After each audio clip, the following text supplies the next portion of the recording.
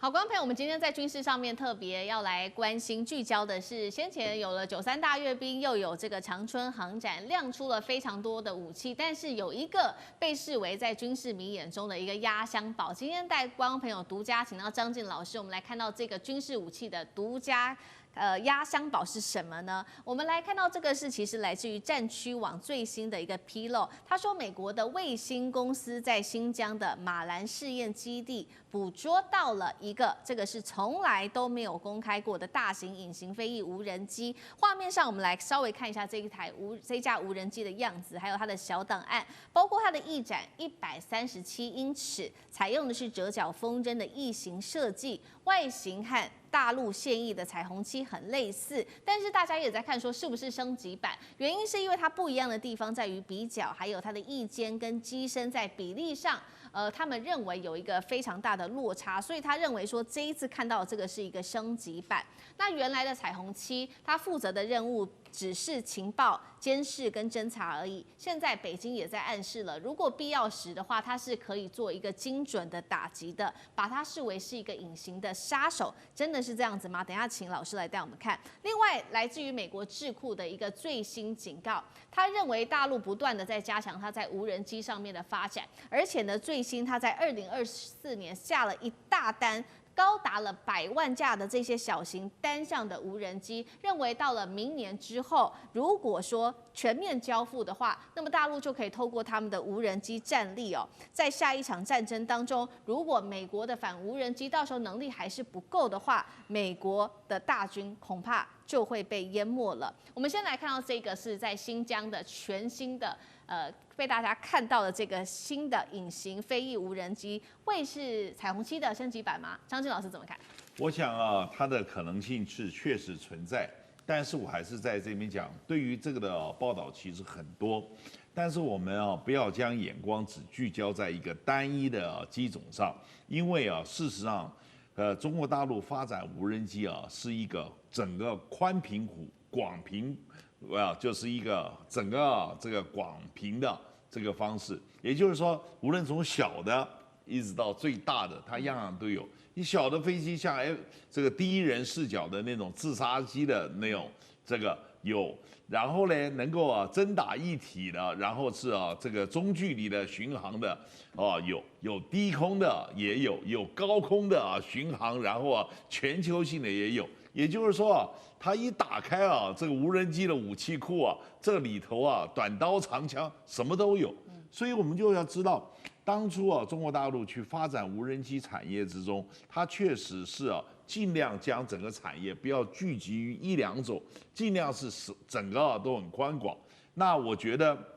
我们应该从下面几个面向去观察中国大陆未来在无人机产业它的就是真正发展的趋势。第一个，中国大陆无人机未来在全球市场上它的占比率会逐渐的增高。刚才您讲到说是中国大陆定了这个100万架如何，你要是按照真正全球的市场的话，那可能有更高的之中。那中国大陆里头不光只有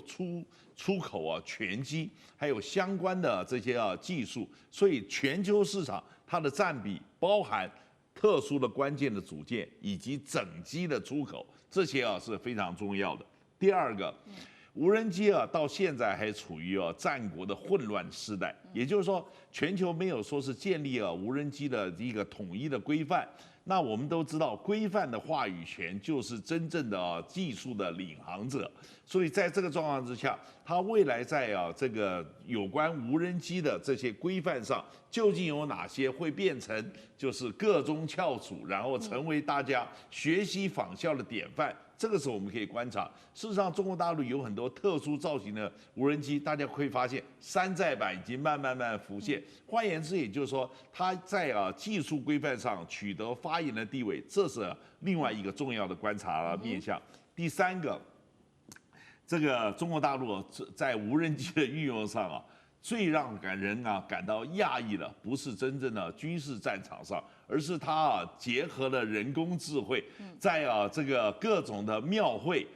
节庆典礼，一下子上万架的直升机在空中摆出了各种图案，对不对？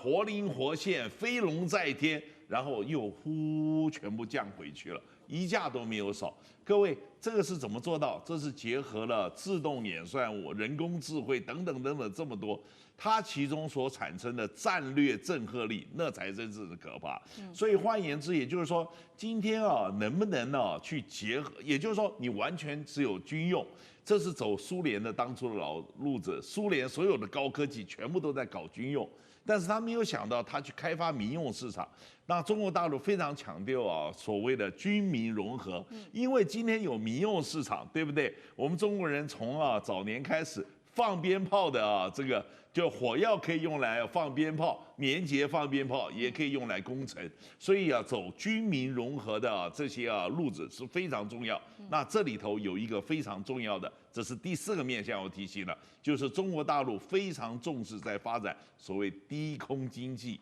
低空经济之中有大量的运用无人机执行货运以及各种就是专送，所以现在走到这个长城之中，肚子饿了，对不对？点个菜，无人机给你送餐，送到你手上还是烫的，对不对？这些低空经济又牵涉到民生、医疗等等等等，那个里头也是潜力无穷。所以我们要记得，所以说在今天整个之中，大家不能眼光只看到那个飞机，因为什么？因为中国大陆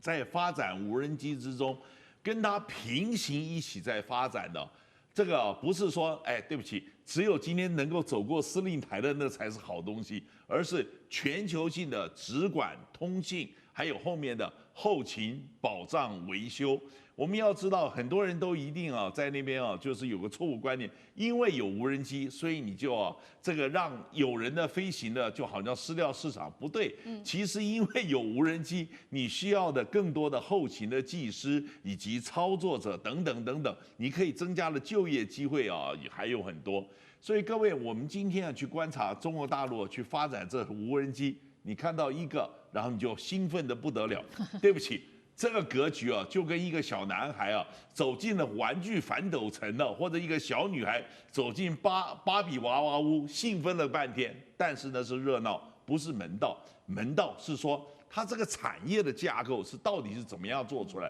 而且它是全方位发展的。所以我就讲说，今天中国大陆当初一开始的时候，大家要注意，无人机它是全频谱发展，而且结合了这个。叫做低空经济，结合了军民融合，结合了人工智慧，而且争取全球市场，而且要掌握技术规范，这几个方向，我觉得才是我们以更周延的方法。假如我们只看到一个飞机，然后惊艳了这个觉得惊艳，然后在那边兴奋，这个实在是这个以管窥豹。好，谢谢张庆老师。地缘政治、美中之争。战略价值、强权崛起、小国生存，现在与未来共